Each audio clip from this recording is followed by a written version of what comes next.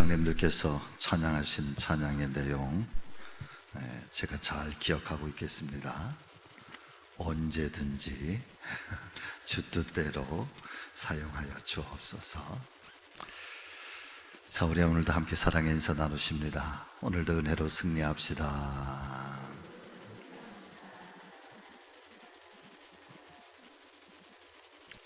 자, 저를 잠깐만 봐주세요. 자, 오늘이 며칠째죠? 5일째. 40일이 언제 오나 여러분, 금방 지나갑니다. 아멘. 40일을 생각하지 말고 한 날 한 날을 일상처럼, 오늘도 내가 새벽을 깨우고 오늘 한 날도 내가 내 인생의 첫날처럼, 혹은 여러분 같이 하십니다. 오늘이 내 인생의 마지막 날인 것처럼. 아멘.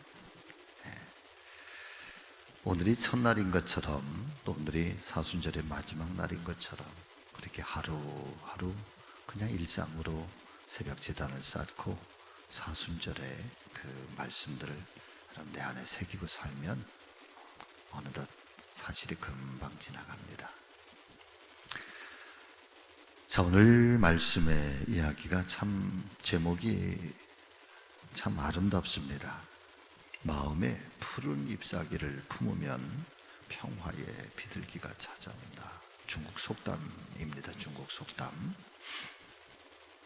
잘 보세요.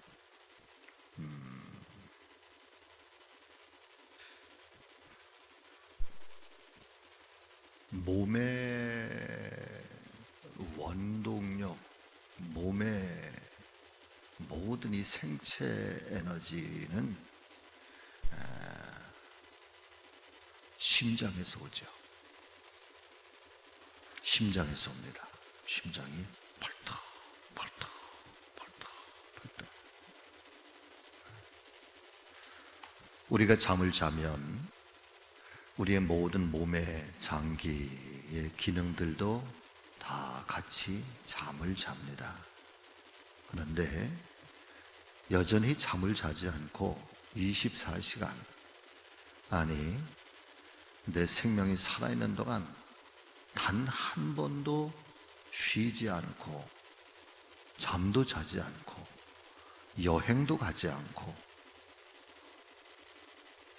그러면서 24시간 펄떡펄떡 살아서 일하고 있는 장기가 하나 있는데, 그게 뭐냐 하면 심장입니다. 그래서 온몸의 모든 피는 이 심장이라고 하는 하나의 몸을 거쳐서, 장기를 거쳐서 피가 온몸으로 다 심장이 뛰면서 피를 공급해주고, 한 바퀴를 모세혈관까지, 뇌세포까지 한 바퀴 피를 다 돌고, 그 피는 다시 심장으로 또다시 들어오게 됩니다. 그래서 우리 몸의 모든 원동력은 이 심장에서부터 시작해서 심장으로 돌아오게 되어 있고요. 이 심장이 멈추는 순간 우리의 몸의 모든 기능들도 다 멈추게 됩니다. 저는 가끔 그 시내를 이렇게 지나가다가, 혹은 또 이렇게 걸어가다가 보면은, 요즘에는 우리 원종동에는 잘 못 보겠는데, 보면은 그 인형 같은 거, 이렇게 키가 큰 놈이 있어가지고 펄럭펄럭 하면서 움직이는 놈들이 있잖아요. 그걸 뭐라고 표현해요? 풍선 같은 거. 근데 어느 날 이렇게 보니까, 비가 오는 날 이렇게 보니까 그 놈이 그냥 이렇게 땅바닥에 널브러져 있는 겁니다. 그 안에 뭘로 하는 거예요? 뭐 바람이 부나요? 공기가 그 안에 들어있어요? 펌프질 이렇게 해줘요? 뭔가 이렇게 계속해서 바람을 불어주는 것 같아. 그러니까 이놈이 팔을 해고서는 후루룩 그러는 거지. 그런데 이게 쓰러져 있더라고, 보니까. 이게 공급이 되질 않으니까. 우리의 몸도 우리의 끊임없는 이 심장의 피가 우리에게 계속해서 공급해야 여러분 아름다운 거예요. 피가 공급되지 않는 순간부터 어디 공급되지 않는 바로 거기는 여러분 썩기 시작하는 거죠. 또 그 심장의 그 피를 만들어서 그렇게 공급할 수 있도록 그 심장에 기본적인 또 피는 누가 만들어주는가 하면 음식이 만들어줘요. 음식을 먹으면 그 음식이 우리의 에너지를 만들어주고 또 지방을 만들어주고 피를 만들어주고 그렇게 해서 우리 안에는 우리의 눈으로 보이지 않는 내가 인지하지 평소에 인식하지 않고 있는 어떤 기능들이 내 안에서 끊임없이 역동적으로 우리를 움직이게 해줘요. 그런데 사랑하는 여러분, 육체는 그래요. 그럼 우리의 영혼과 우리의 영적인 삶은 어떠냐? 영적인 삶의 에너지는 하나님의 은혜고 하나님의 말씀이에요. 그래서 이 하나님의 말씀인 이 생명의 말씀이 우리 안에 영적인 영양소가 돼서 우리 안에 들어와 우리를 움직이게 하고 우리를 살게 하고 우리의 영적 에너지가 되는데 이 영적인 에너지를 마치 심장처럼 다 필요한 곳곳에 적재적소에 여러분 보내주는 그게 뭐냐? 하트. 이게 마음이에요. 그래서 오늘 하나님의 말씀인 성경은 세상에 지킬 만한 것들도 참 많지만 무릇 지킬 만한 것 중에 가장 중요하게 지켜야 되는 게 뭐냐면 너의 마음을 지키라는 거예요. 예수님을 얻기 위해서 나를 버려야 되거든요. 나를 비워야 비워진 그곳에 주님이 들어오셔서 주인이 되시는 건데 어디에서부터 버려야 되는가 하면 마음에서부터 버려야 돼요. 마음을 낮출 줄 알아야 되고 마음을 가난하게 해야 되고 마음을 소중하게 잘 지켜야 되고 생명의 근원이 거기서부터 시작이 된다. 여러분 마음이 무너지는 순간부터 인생도 무너져요. 마음이 깨어지면 여러분 죄가 찾아와요. 그래서 이 마음은 하나님께서 역사하시는 하나님 활동의 장소이기도 하지만 이 마음은 악한 원수 사단 마귀들이 일하는 장소이기도 해요. 가룟 유다에게 생각을 통해서 사단이 들어오고 그 마음의 줄기를 통해서 사단이 들어와 그 인생을 깨뜨리고 역사를 깨뜨리고 심지어는 하나님의 아들 예수 그리스도 독생 성자까지도 그렇게 모함하는 음해하는 그런 엄청난 죄의 일도 여러분 이 마음은 행한단 말이에요. 이걸 잘 지켜야 돼요. 할렐루야. 자 보실까요? 가장 소중한 것은 마음입니다. 성경은 모든 지킬 만한 것보다 마음을 지키라고 가르쳐 줍니다. 그 이유는 마음속에 생명의 원천이 담겨 있기 때문입니다. 모든 지킬 만한 것 중에 더욱더 내 마음을 지키라. 생명의 근원이 이에서 남이니라. 하나님의 사람들은 마음을 연구하고 마음을 관찰하고 마음을 가꾸는 일에 관심을 기울여야 합니다. 자, 마음을 연구하고 마음을 관찰하고 자, 그 다음에 마음을 가꾸는 일. 거기에 여러분 동그라미를 쳐놓지. 마음을 가꾸는 일. 마음을 잘 가꾸셔야 됩니다. 그 이유는 모든 것이 마음에서 나오기 때문입니다. 마음은 우리의 생각과 언어 그리고 관계에 영향을 끼칩니다. 우리는 마음에 가득한 것을 입으로 말합니다. 이거 굉장히 중요한 얘기예요. 마음에 가득한 것이 우리의 입을 통해서 이렇게 나타나 쏟아져. 마음은 줄치세요. 마음은 하나님이 역사하는 활동 무대입니다. 또한 마귀도 활동할 수 있는 무대입니다. 그런 까닭에 우리는 깨어 있어서 마음을 잘 관찰해야 합니다. 중요한 것은 자신의 마음을 스스로 관찰해 보는 것입니다. 어떤 마음의 상태가 좋은지, 어떤 마음의 상태가 힘든지를 스스로 관찰해 보는 것입니다. 자신이 스스로 경험하고 깨달은 것이 가장 오래 갑니다. 몸으로 체득한 진리의 경험은 평생을 갑니다. 우리는 남을 비판하고 남을 정죄할 때 마음이 불편한 것을 경험하게 됩니다. 자, 저를 보시죠. 여러분, 남을 불평할 때도 많고 정죄할 때도 많고 뭐 그럴 때 많죠. 여러분, 그럴 때 아우 시원해, 아우 살맛나, 야 정말 내가 왜 진작 이렇게 안 살았을까. 마음이 그러셔요? 안 그러셔요? 아니요, 불편하지 않아요.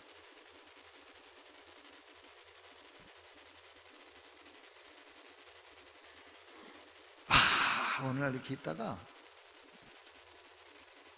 막 싸대. 야 진짜 인생 살맛나. 여러분, 살맛 나는 것 같아. 그게 우리의 마음이에요. 이게 죄의 마음의 본래가 그래요.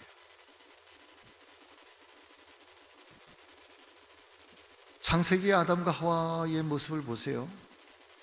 어느 날 아담이 눈을 탁 떴더니 아내가 평생 볼 수 없었던, 아담이 하나님의 천지를 창조하신 에덴 동산을 쭉 다니면서 보니까 온갖 짐승들, 동물들, 뭐 생물들 다 있잖아요.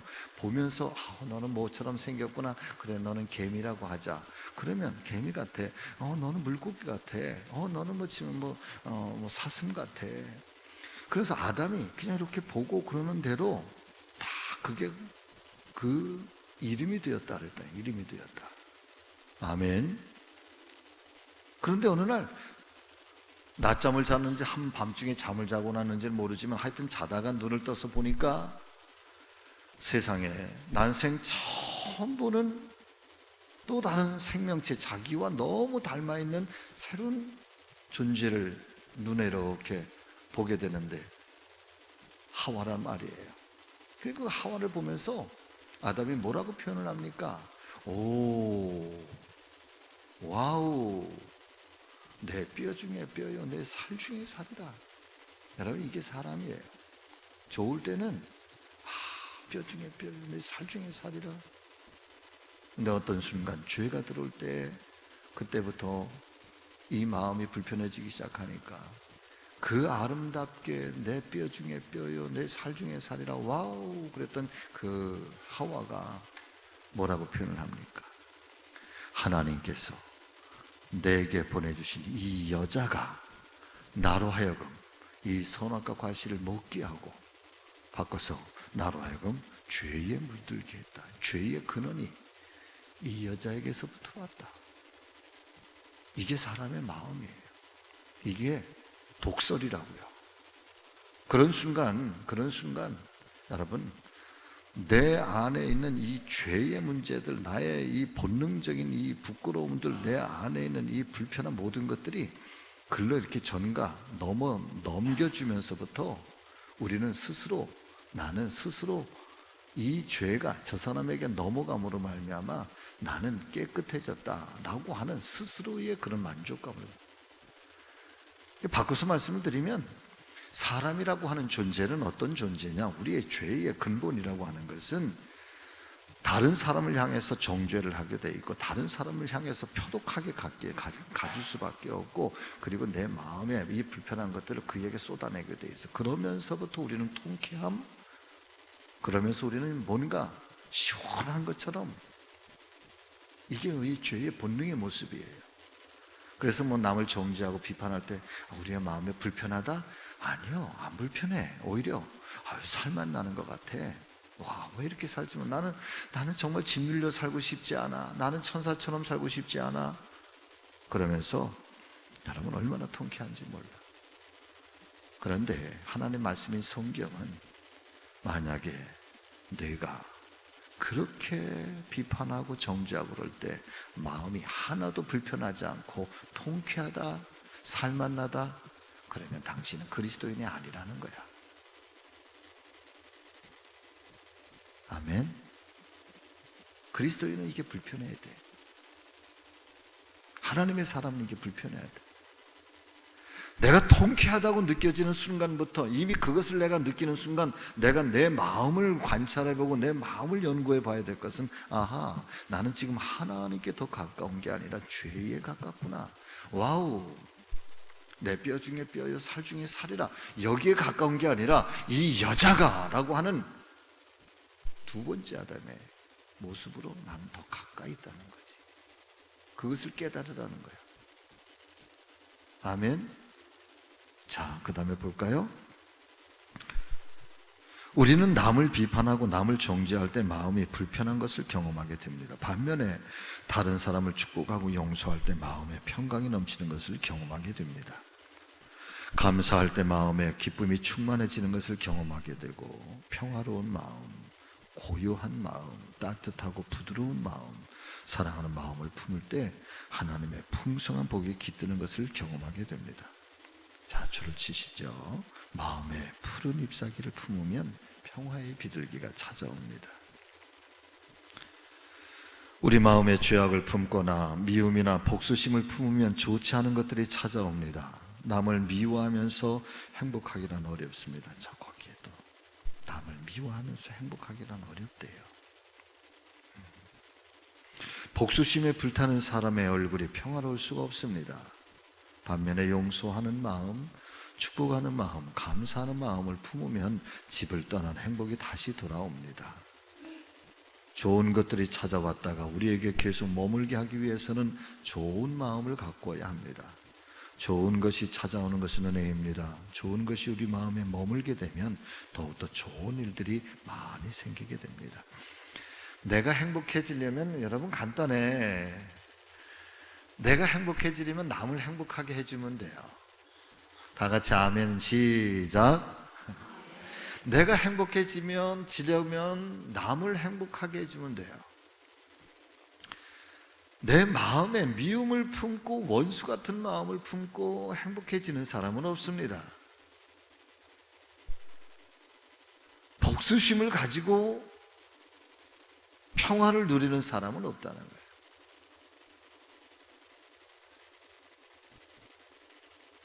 전쟁을 치러야지라고 하는 그 삶 속에 고요함이란 없다는 거지.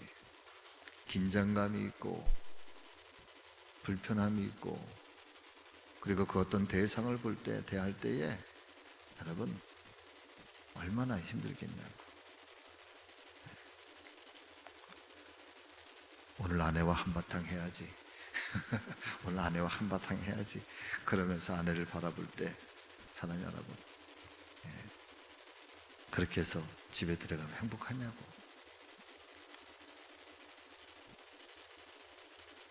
여러분 같이 하십니다. 내가 행복해지려면 남을 행복하게 하면 됩니다. 자, 가장 중요한 것은 말씀을 마음에 품는 것입니다. 마음은 그릇과 같아서 무엇을 담느냐에 따라 달라집니다. 쓰레기를 담으면 쓰레기 그릇이 되고, 오물을 담으면 냄새가 나고 파리가 찾아옵니다. 반면에 하나님의 말씀을 마음에 담으면 말씀을 담는 그릇이 됩니다. 너무 좋아 이런 말씀. 오물을 담으면 냄새가 나고요. 누가 모여요? 여러분 파리가 모여요. 그래서 예전에 제가 공부할 때, 마음 공부할 때, 말씀 공부할 때, 제 좋은 그 동역자, 친구가 후배이지만, 한 해 후배이지만 친구처럼 지내는 목사님입니다. 그래서 지금 내가 어떤 삶을 살고 있는가라고 하는 것을 내가 나를 볼 수 없으면 내 주변에 있는 내 친구를 보라는 거야.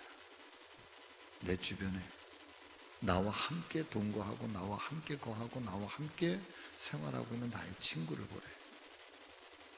그러면 그게 나래. 내가 은혜로우면 은혜의 사람이 뭐예요? 내 안에 독설이 있잖아요. 그러면 독설의 사람들이 뭐예요? 내 안에 미움이 가득하면 참 이상해. 그 미움이 있는 사람들끼리 모여. 자꾸 내가 누군가를 비판하면, 여러분, 누군가를 정죄하잖아요. 그럼 정죄하는 사람들이 자꾸 모여.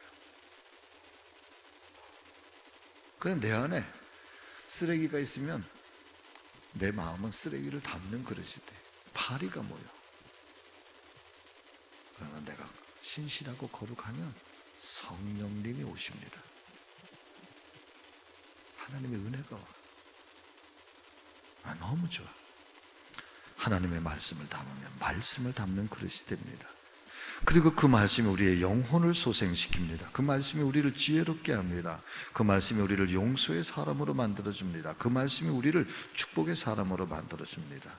자, 그 축복이란 복을 빌어주는 것입니다. 우리 다 같이 읽겠습니다. 하나님은 우리에게 지극한 영원한 복을 내려주십니다. 또한 우리가 축복의 통로가 되길 원하십니다. 저주하는 마음과 축복하는 마음은 하늘과 땅의 차이를 만들어냅니다. 서로 복을 빌어주는 것은 탁월한 영성의 훈련입니다. 만나는 사람을 축복해 보십시오. 떠오르는 모든 사람을 축복하고 기도해 주십시오. 때로는 우리를 힘들게 하고 우리를 저주했던 사람들이 떠오를 수도 있습니다. 결코 용서할 수 없을 것처럼 느껴지는 사람이 떠오를 수도 있습니다. 그때마다 용서하고 축복해 보십시오. 축복하는 마음은 상대방이 잘 되도록 도와주는 마음입니다. 상대방을 존중하는 마음입니다. 진심으로 만나는 사람을 존중하면서 축복해 보십시오. 우리의 축복을 받는 사람은 행복감에 젖을 것입니다. 그런데 더욱더 놀라운 사실은 복을 빌어주는 내 마음에 행복이 넘치게 된다는 사실입니다. 남이 잘 되기를 바라는 마음은 따뜻한 마음입니다. 그런 마음에 하나님의 복이 풍성하게 임하고, 우리 성지교회는 축복의 공동체입니다. 서로 만날 때마다 복을 빌어줄 때 축복의 공동체가 됩니다. 하나님의 은혜가 서로를 축복해주는 성도님들 가정에 흘러넘치시길 빕니다. 예수님의 이름으로 여러분들을 축복합니다. 아멘. 사랑하는 우리 성지교회 믿음의 가족 여러분, 저를 보세요. 제 얼굴을 한번 보세요. 여러분, 제 얼굴이 참 잘생기지 않았어요? 잘생겼다는 거는 제가 스스로를 너무 과하게 생각하는 거고, 그런데 오늘도 제가 이렇게 거울을 보면서 엘리베이터를 타고 내려올 때 그 거울이 있거든요. 그러면서 매일 이렇게 보면서 이렇게 머리도 넘기고 볼도 제가 그래. 그러면서 제가 한 가지, 제가 제 얼굴을 보면서 느끼게 되는 것, 평화롭구나. 왜 그런가 하면은 제가 매일 여러분들을 축복하기 때문에 그래요. 그래서 제 마음에 복이 흘러 넘쳐요. 아이고, 아이고, 아이고. 매일 일어나가지고 아이고, 그래봐. 아유, 그 얼굴이 어떻게 변할지. 자, 오늘도 여러분 많이 웃으면서 살고, 오늘도 많이 축복하면서 살고, 그 안에 성령께서 우리 모두를 행복하게 하시는 복된 날 되시기를 예수님의 이름으로 축원합니다. 기도하겠습니다. 주님 감사합니다. 우리 김영애 권사님, 송맹수 권사님, 하나님 사순절 거룩하게 해주시고, 성도님들 다 주님 닮게 하여 주시고, 담임 목사님 말씀 전파할 때 피곤치 않게 해주시옵소서. 정성자 권사님 감사함을 드렸습니다. 오늘 이 새벽에 드려지는 이 예물 위에, 이 마음의 정성 위에 주님 복을 나리워 주시옵소서. 이 가정 속에 하나님의 놀라운 역사를 경험하게 하여 주시옵소서. 살아계신 하나님이 보살펴 주시옵소서. 오늘 이 새벽에도 우리에게 하나님 말씀을 주셨사오니 무릇 지킬 만한 것보다 네 마음을 지키라. 생명의 근원이 이에서 나미니 하셨은즉 오늘도 이 한날 우리의 마음이 고요할 수 있도록 도와주시고 이 마음이 예수의 마음이 되게 하여 주시옵소서. 오늘도 기도할 때에 하늘문을 활짝 열어주시고 우리의 기도가 땅에 떨어지는 기도가 되지 않게 하옵시며 아버지의 보호자 앞에 상달되는 믿음의 기도가 되게 하여 주셔서 역사하시고 기도에 응답하시는 하나님의 살아계신 은혜를 경험하는 증거자가 될 수 있도록 축복의 주인공이 될 수 있도록 하나님 역사하여 주시옵소서. 예수님의 이름으로 기도하옵나이다. 아멘.